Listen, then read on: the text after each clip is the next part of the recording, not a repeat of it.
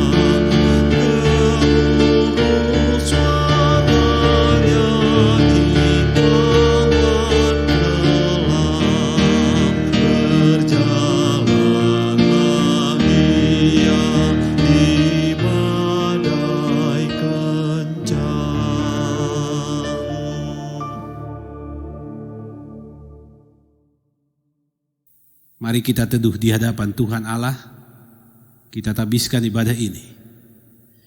Pertolongan kita adalah dalam nama Tuhan Allah yang menjadikan langit dan bumi. Salam dalam kasih Tuhan bagi kamu sekalian.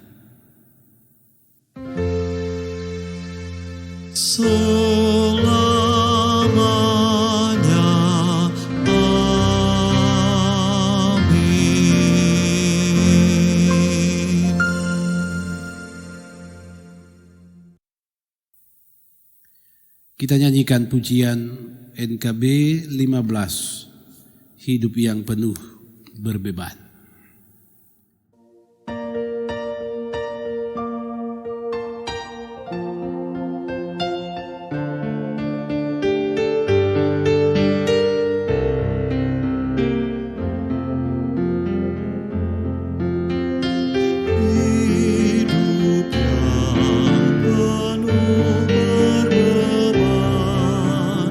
Dan terasa berat.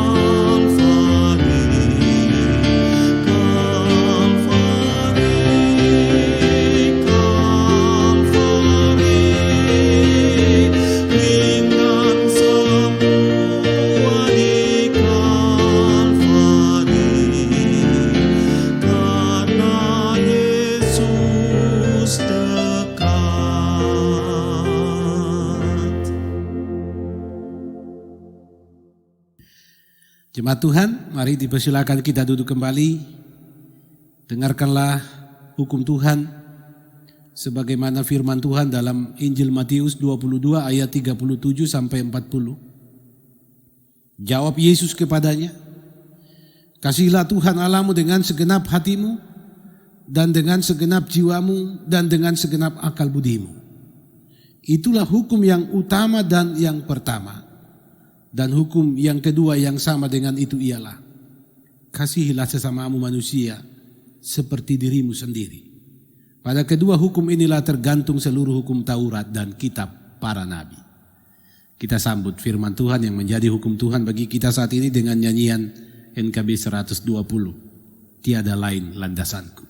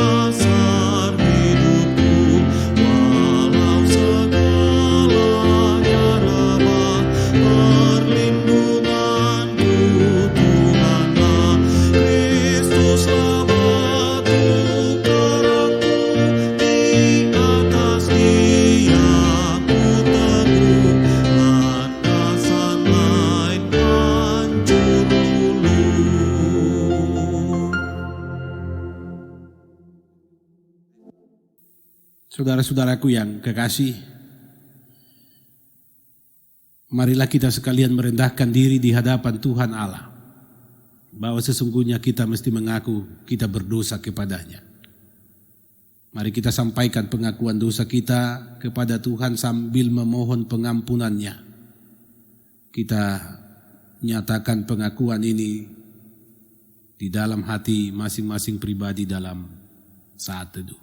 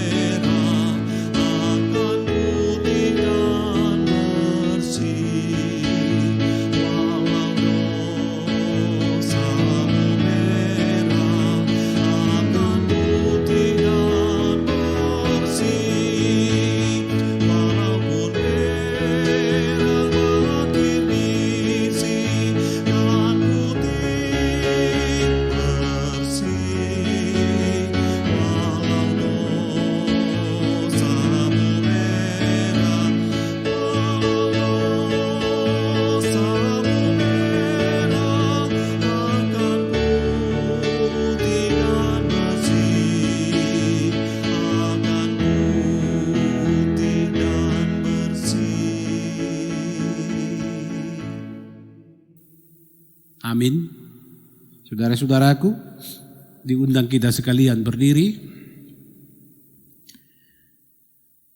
Sebagai pelayan Yesus Kristus, saya memberitakan kepada saudara-saudara sekalian bahwa pengampunan dosa telah berlaku dalam nama Bapa, Anak, dan Roh Kudus bagi setiap orang yang dengan tulus ikhlas mengakui dosanya dan bertobat kepada Tuhan. Firman Tuhan dalam Yesaya 43 ayat 25. Akulah dia yang menghapus dosa pemberontakanmu oleh karena aku sendiri, dan aku tidak mengingat-ingat dosamu. Kita nyanyikan NKB 19, Dalam Lautan yang Kelam.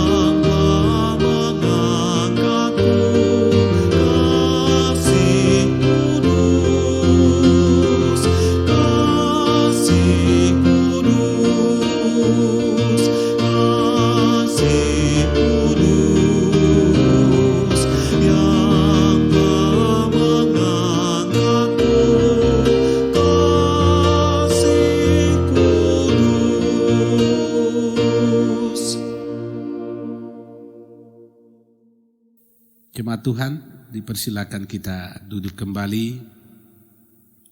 Saatnya firman Tuhan akan diberitakan kepada kita sekalian. Untuk itu marilah kita mempersiapkan diri, hati, segenap hidup kita. Mari kita mohon pertolongannya, kita berdoa. Allah Bapa di surga, kami bersyukur kepadamu oleh karena kasih setiamu. Melalui firman-Mu perjalanan hidup kami telah diterangi, sehingga kami senantiasa hidup dalam pengharapan. Saat ini firman-Mu hendak diberitakan lagi. Untuk itu ya Tuhan, kuasailah hidup kami oleh Roh Kudus, agar kami memahami kehendak-Mu, dan berikanlah kami kemampuan untuk melakukan firman-Mu. Di dalam Yesus Kristus firman yang hidup. Amin. Saudaraku yang kekasih di dalam Tuhan Yesus Kristus, firman Tuhan tersedia bagi kita sekalian saat ini menurut surat Rasul Paulus kepada jemaat di Efesus. Pasal 2 ayat 11 sampai dengan ayat 22. Firman Tuhan berbunyi seperti ini.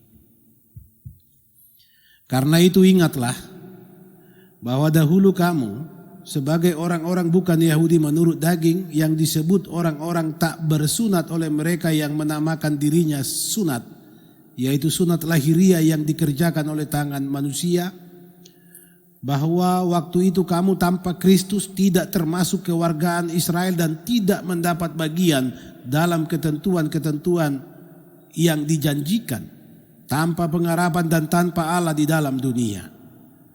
Tetapi sekarang di dalam Kristus Yesus kamu yang dahulu jauh sudah menjadi dekat oleh darah Kristus. Karena Dialah damai sejahtera kita yang telah mempersatukan kedua pihak dan yang telah merubuhkan tembok pemisah, yaitu perseteruan. Sebab dengan matinya sebagai manusia ia telah membatalkan hukum Taurat dengan segala perintah dan ketentuannya untuk menciptakan keduanya menjadi satu manusia baru di dalam dirinya, dan dengan itu mengadakan damai sejahtera, dan untuk memperdamaikan keduanya di dalam satu tubuh dengan Allah oleh salib, dengan melenyapkan perseteruan pada salib itu. Ia datang dan memberitakan damai sejahtera kepada kamu yang jauh, dan damai sejahtera kepada mereka yang dekat. Karena oleh Dia kita kedua pihak dalam satu roh beroleh jalan masuk kepada Bapa. Demikianlah kamu bukan lagi orang asing dan pendatang, melainkan kawan sewarga dari orang-orang kudus dan anggota-anggota keluarga Allah, yang dibangun di atas para rasul dan para nabi, dengan Kristus Yesus sebagai batu penjuru. Di dalam Dia tumbuh seluruh bangunan rapi tersusun menjadi bait Allah yang kudus di dalam Tuhan. Di dalam Dia kamu juga turut dibangunkan menjadi tempat kediaman Allah di dalam Roh. Demikian firman Tuhan. Saudara-saudara yang dikasihi Tuhan Yesus Kristus, setiap orang pastilah memiliki kisah pengalaman, bahkan jati diri di masa silam. Siapapun orang hari ini, tidak ada yang sama persis dengan dia di masa silam. Dan dalam keyakinan iman saudara-saudara, siapapun kita hari ini yang percaya kepada Yesus Kristus telah menerima identitas yang baru, yaitu manusia baru di dalam Yesus Kristus Tuhan. Puji dan syukur kepada Tuhan Allah bahwa identitas itu menjadi identitas kita hari ini. Saat ini ketika saudara dan saya percaya kepada Yesus Kristus, saudara dan saya adalah manusia baru di dalam Kristus Yesus. Ini identitas kita. Jika demikian saudara-saudara, ketika berbicara identitas hari ini, maka tidak orang harus melepaskan identitasnya di masa silam.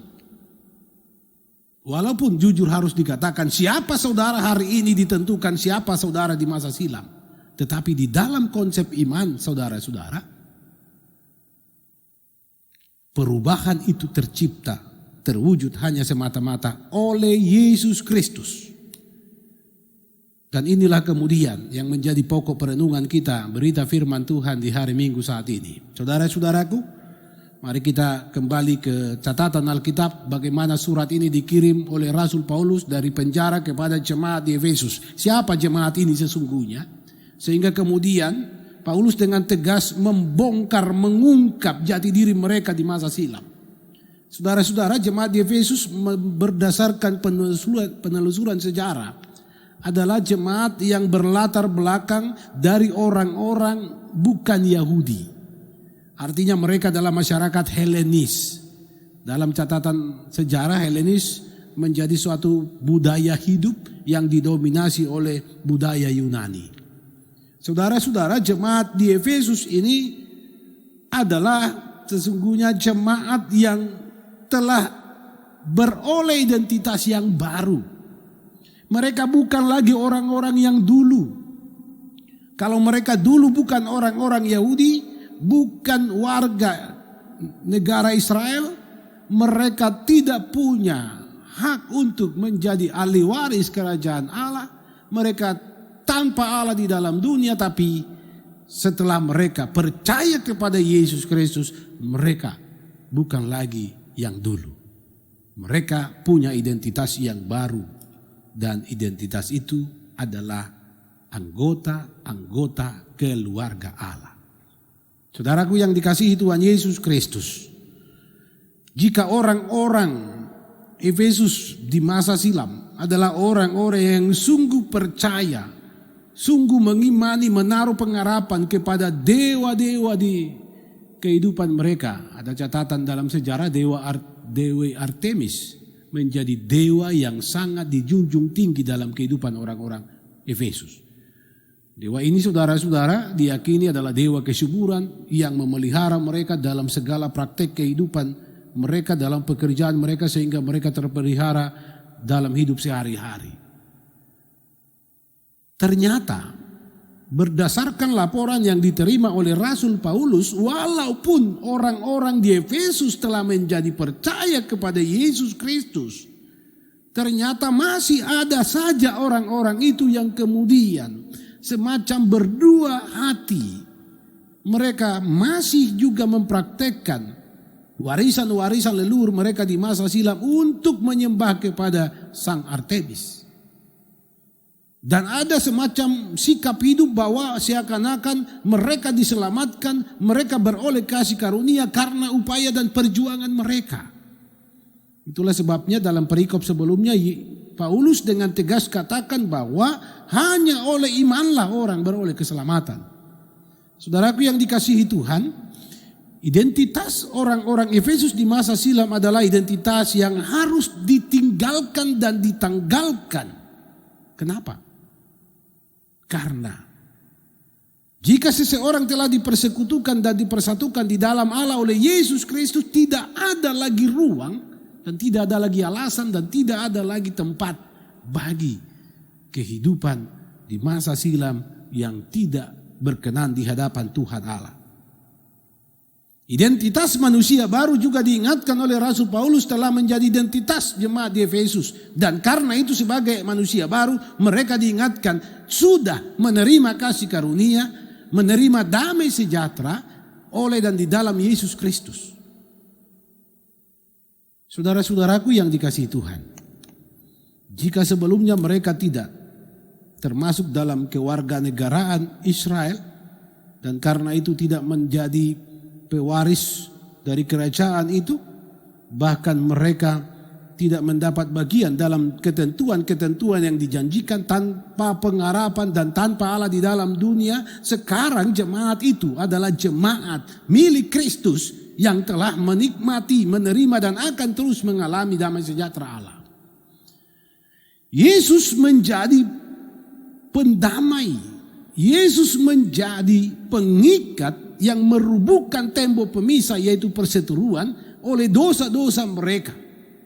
Tidak ada upaya dan tidak ada jasa apapun yang dapat dibanggakan oleh jemaat itu untuk mengklaim diri mereka bahwa mereka menjadi percaya karena upaya dan jasa mereka. Tidak. Ditegaskan dalam bacaan kita bahwa hanya di dalam Yesus Kristuslah tembok pemisah itu diruntuhkan. Saudara-saudaraku yang dikasihi Tuhan. Ini penjelasan tadi mau mengantar kita pada satu kata bahwa telah terjadi pembaharuan hidup di tengah umat. Ini terjadi karena ada perubahan. Perubahan ini terjadi semata-mata oleh karena Tuhan Allah. Tetapi saudara-saudara, berbicara berubah bukanlah perkara ringan untuk dilakukan dan terjadi dalam hidup setiap orang. Tidak mudah, saudara-saudara. Ada sungguh banyak orang yang berniat, yang punya keinginan, yang punya tekad untuk berubah dari kehidupannya yang selalu tidak berguna, yang selalu jahat, yang selalu merugikan. Tetapi kemudian niat kerinduan itu tak kunjung tiba.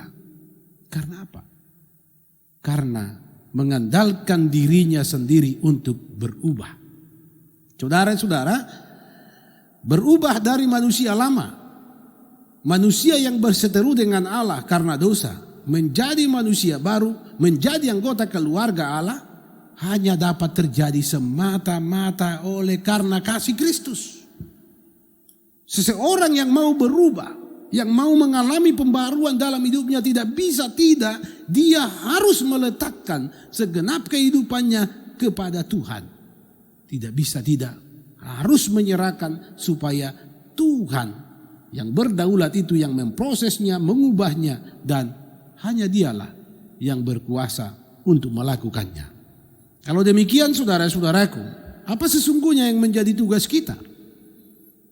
Ketika Tuhan mengubah kita menjadi manusia-manusia baru, memberi kita identitas yang baru, kawan sewarga orang-orang kudus dan anggota-anggota keluarga Allah. Apa tugas kita? Itulah kemudian yang menjadi muara dari kesaksian Rasul Paulus melalui suratnya ini kepada jemaat di Efesus. Bahwa jika seseorang sungguh-sungguh menyadari identitas dirinya hari ini yang percaya kepada Tuhan. Jika seseorang menyadari identitas dirinya hari ini adalah anggota-anggota keluarga Allah, maka tidak bisa tidak. Segenap atau totalitas kehidupannya akan menunjukkan identitas itu. Anggota-anggota keluarga Allah. Identitas ini sungguh adalah kasih karunia yang luar biasa yang dianugerahkan oleh Allah di dalam Yesus Kristus melalui kematiannya di kayu salib. Perseteruan dosa itu dihancurkan supaya kemudian dengan itu setiap orang yang percaya kepada Yesus beridentitaskan sebagai anggota keluarga Allah. Dan jika seseorang menjadi anggota keluarga Allah, sudah pasti saudara-saudara, kita adalah orang-orang yang berhak, yang menjadi ahli waris kerajaan Allah. Surat ini disampaikan Paulus kepada jemaat di Efesus supaya mereka sungguh-sungguh sadar. Saudara-saudara, surat ini disampaikan sebagai ajaran dogmatis yang praktis untuk mereka pahami.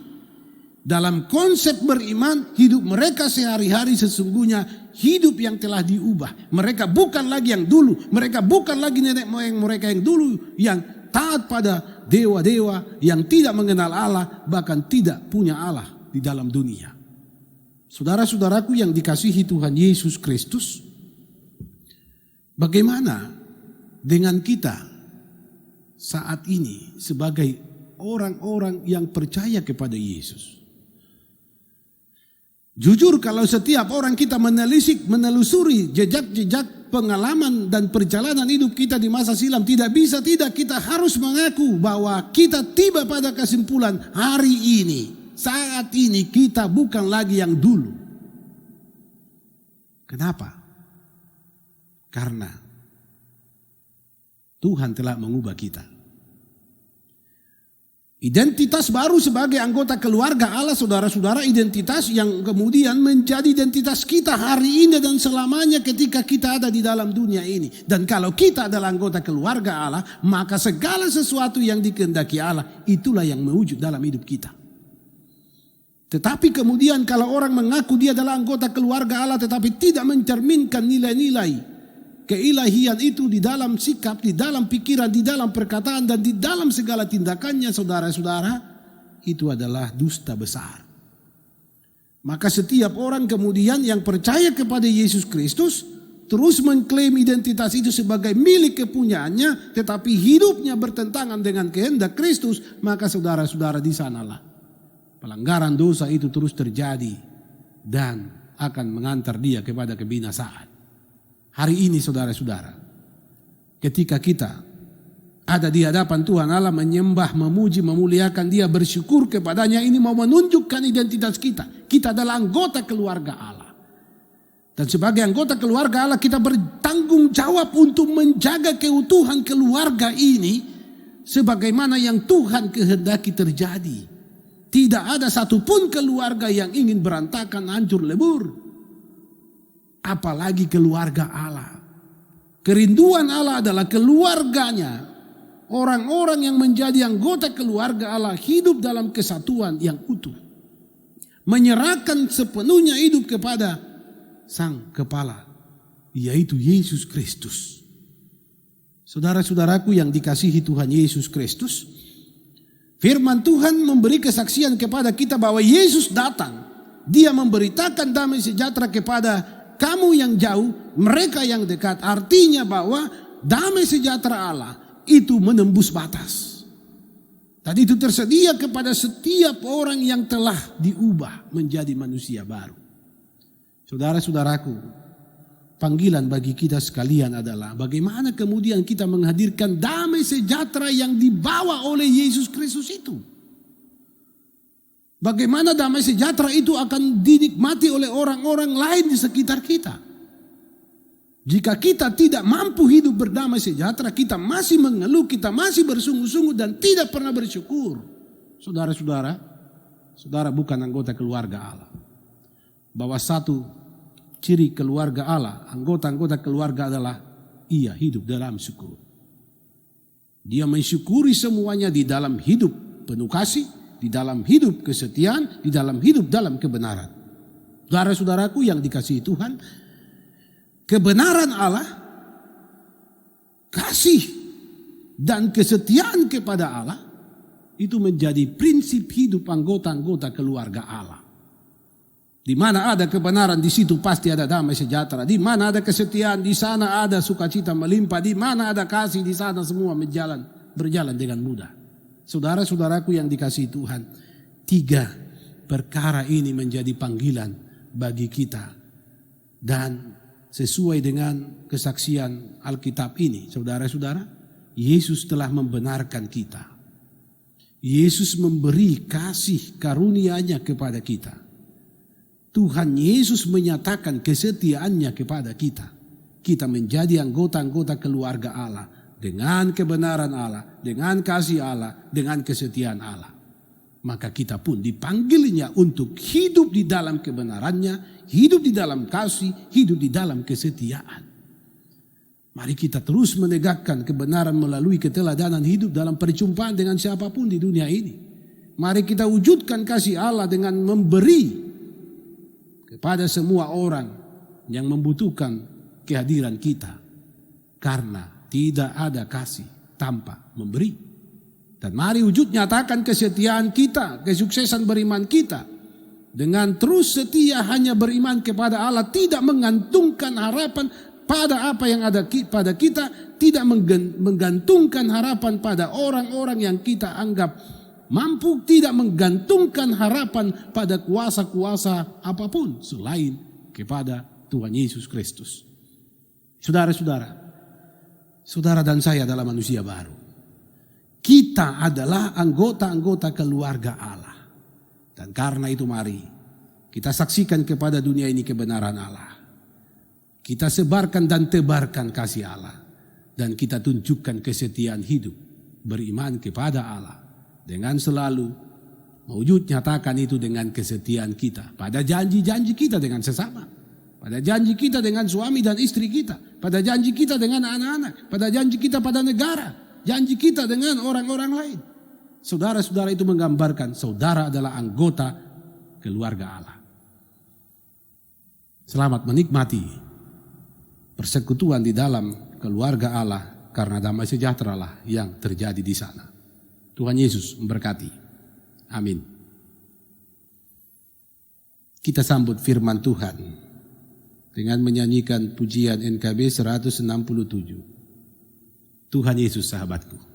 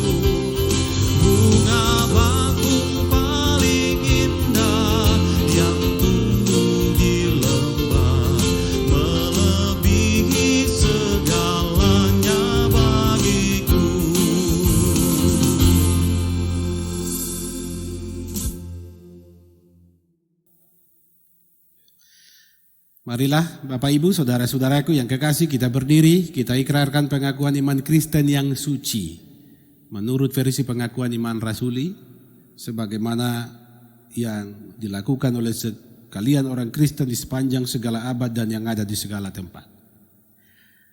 Aku percaya kepada Allah Bapa yang Maha Kuasa, Khalik langit dan bumi, dan kepada Yesus Kristus anaknya yang tunggal Tuhan kita, yang dikandung daripada Roh Kudus, lahir dari anak darah Maria, yang menderita di bawah pemerintahan Pontius Pilatus, disalibkan, mati dan dikuburkan, turun ke dalam kerajaan maut, pada hari yang ketiga bangkit pula dari antara orang mati, naik ke surga, duduk sebelah kanan Allah Bapa yang Maha Kuasa, dan akan datang dari sana untuk menghakimi orang yang hidup dan yang mati.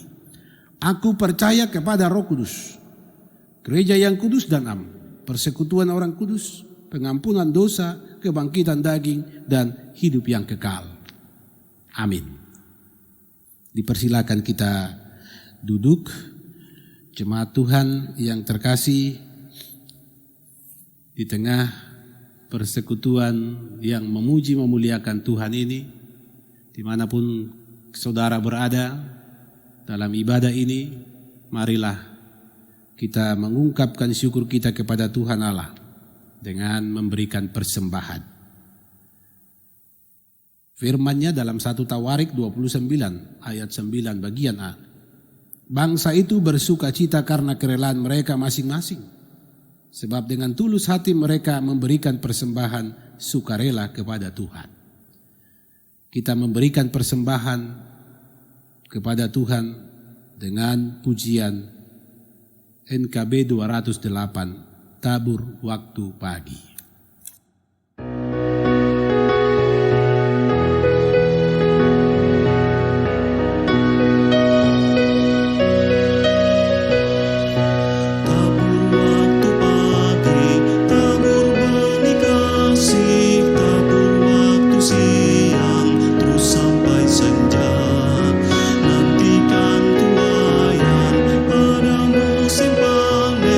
Kita kan bersuka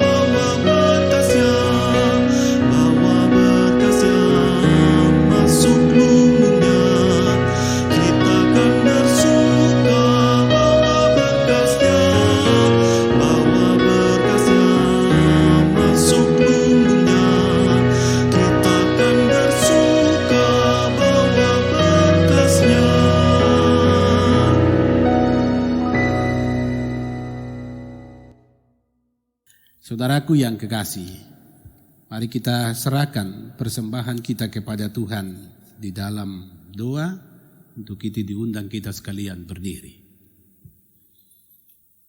Bapa kami yang di surga, kami bersyukur kepadamu karena melibatkan kami dalam pekerjaan-Mu melalui persembahan ini yang kami ambil dari berkat-Mu juga. Ajarlah kami untuk menggunakannya dengan baik. Segala berkat-Mu yang masih ada pada kami, kiranya semuanya akan membawa hormat dan kemuliaan bagi nama-Mu di dalam Yesus Kristus Tuhan kami. Amin. NKB 134. Terima kasih ya Tuhanku.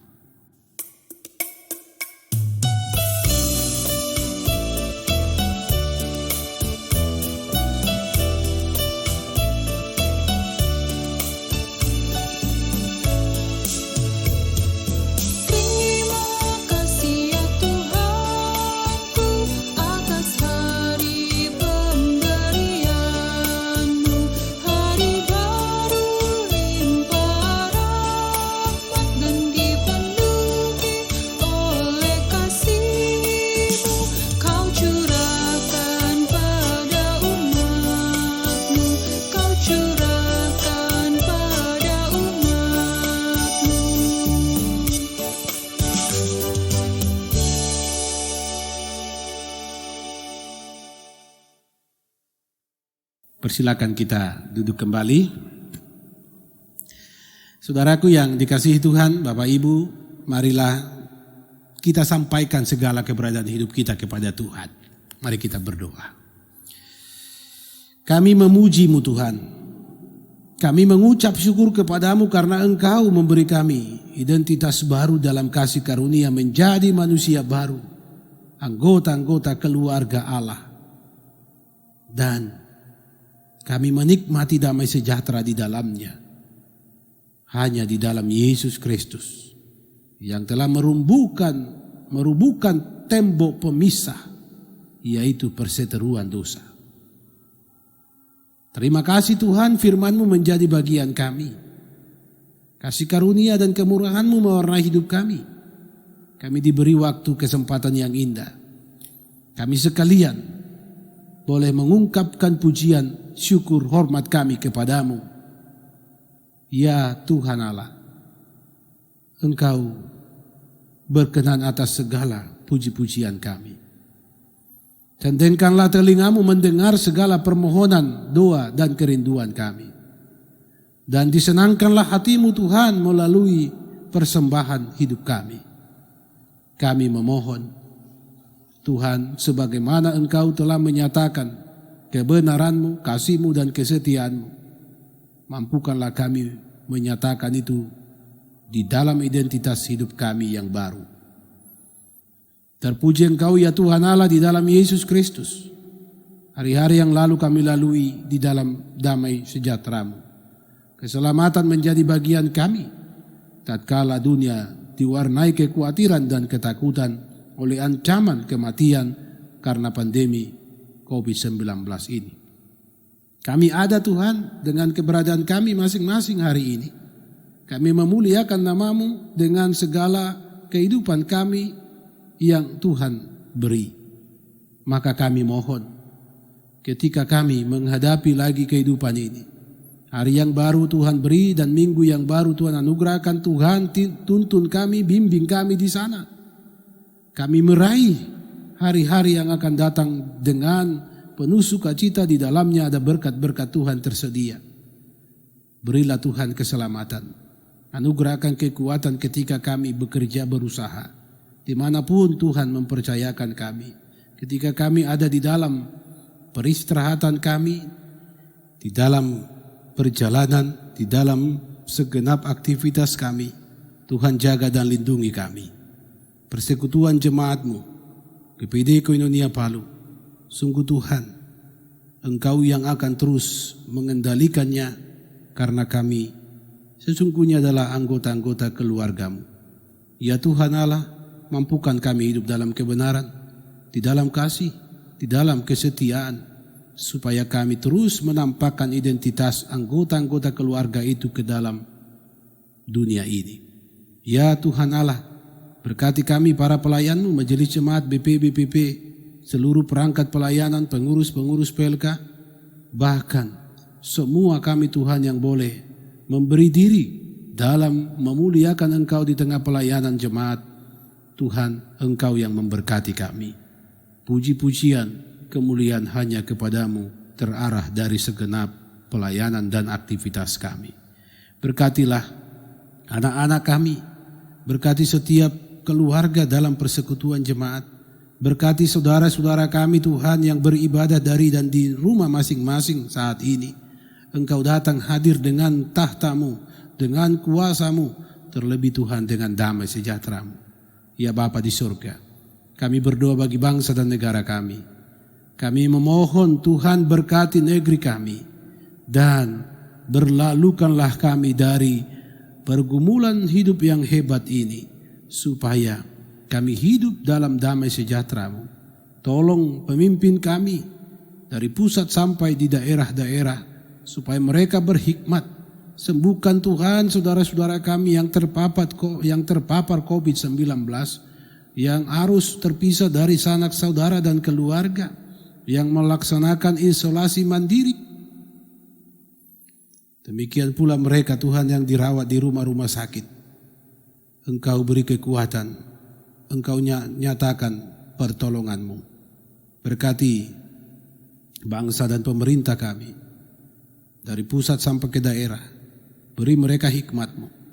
Tolong dan kuatkan pelayan-pelayan-Mu, para medis, demikian juga setiap orang yang mengambil peran serta di tengah pandemi COVID-19 ini. Ya Tuhan Allah, berkatilah semua rencana hidup kami dan kendalikanlah kami Tuhan, sebab kami adalah anggota-anggota keluarga-Mu. Tolong kami agar terus menegakkan kebenaran-Mu. Tolong kami agar kami mampu dan kuat terus bersaksi di dalam kasih. Dan kuatkan kami untuk teguh hidup di dalam kesetiaan. Ya Bapa di sorga, Engkau yang mengendalikan segala sesuatu di kehidupan di dunia ini.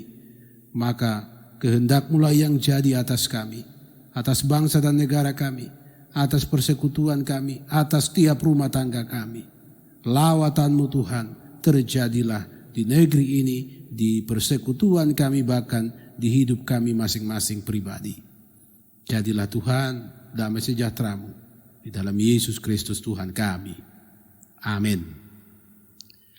Saudara-saudaraku yang dikasihi Tuhan, marilah kita berdiri, kita nyanyikan nyanyian penutup dengan pujian NKB 143, Janji yang Manis.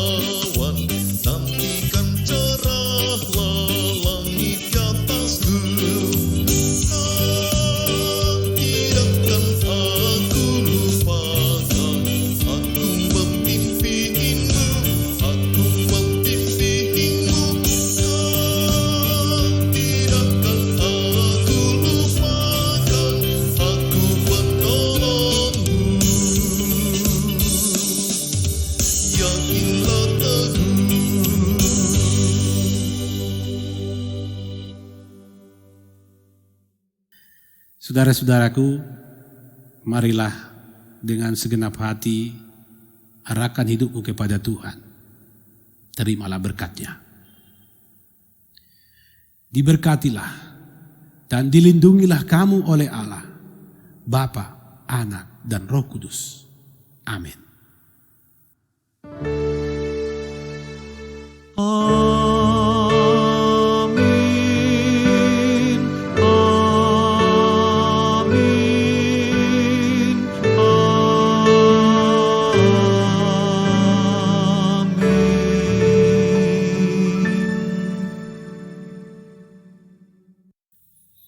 Jemaat Tuhan, dipersilakan kita duduk.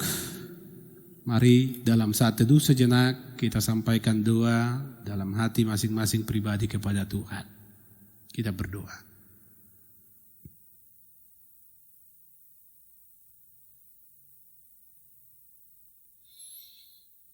Saudaraku yang dikasihi Tuhan Yesus Kristus, demikianlah ibadah kita di hari Minggu saat ini. Dimanapun saudara berada, tetaplah hidup dalam kebenaran, di dalam kasih dan kesetiaan, karena saudara adalah anggota-anggota keluarga Allah. Selamat hari Minggu, Tuhan memberkati.